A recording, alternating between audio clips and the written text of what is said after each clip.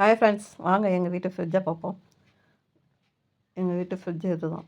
அது ஃப்ரிட்ஜில் நம்ம ஜாமான்கள் ஸ்டோர் பண்ணும்போது, ஒவ்வொரு ராக்கையில் ஒரு ஜாமான் அதாவது ஒவ்வொரு ஐட்டம்ஸ் வந்து வைக்கணும். இப்போ வண்டு வந்துடும் அப்படிங்கிற அந்த பொருள், மளிகை பொருளெல்லாம் கொஞ்சம் வந்து நம்ம ஃப்ரிட்ஜில் வைப்போமா, அந்த மாதிரி ஐட்டம்லாம் வந்து டப்பாங்கள், அதாவது நல்ல இந்த ஜாமான் வெளியில் தெரியிற டப்பாவில் போட்டு அது ஒரு அது ஒரு ராக்கையில் அடிக்கிடணும். அதேமாதிரி டோரில் வந்து அதிகமாக வெயிட்டை வைக்கக்கூடாது. கொஞ்சம் வெயிட்லெஸ்ஸான பொருளை வைக்கணும். காய்கறி கூடையில் வந்து ஒவ்வொரு காயும் அப்படி கவர் பண்ணி போட்டுறணும்.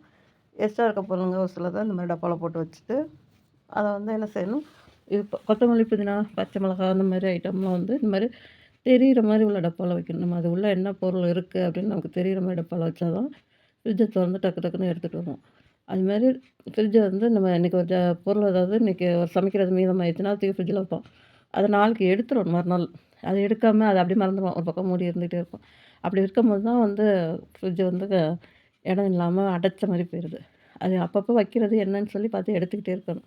எடுத்துக்கிட்டே இருந்தால் உங்களுக்கு இடம் ஃப்ரீயாக இருக்கும். எப்போவுமே கொஞ்சம் இடத்த ஃப்ரீ ஆக்கிக்கிட்டே இருக்கணும். அப்போ தான் ஒரு பொருளை அவசரமாக வைக்கும்போது ஈஸியாக இருக்கும் நமக்கு. அதாவது அந்தந்த ராக்கையில் வச்சா தான் அது இந்த பொருள் இங்கே தான் இருக்குன்னு போய் டக்குன்னு எடுத்துகிட்டு வருவோம். அது மாதிரி வச்ச பொருளையே அது என்ன வச்சுருக்கோன்னு திறந்து பார்க்கணும். ஒரு நேரம் வச்சுட்டு மறந்துடுவோம். அது என்ன வச்சுருக்கோன்னு திறந்து பார்த்து அதை சரி பண்ணணும். சின்ன ஃப்ரிட்ஜா, பெரிய ஃப்ரிட்ஜா, அந்த மாதிரி அது ஒன்றும் பிரச்சனை இல்லை. நமக்கு எது தேவையில்லையோ அதை எடுத்து வெளியில் போட்டுறணும். ஒரு சில ஃப்ரிட்ஜுங்களில் வெறும் டப்பாவே அடிக்கிருக்கும். அதாவது அதை எடுத்து காலியாகிருக்கும், அதை தெரியாமல் வச்சுருப்பாங்க.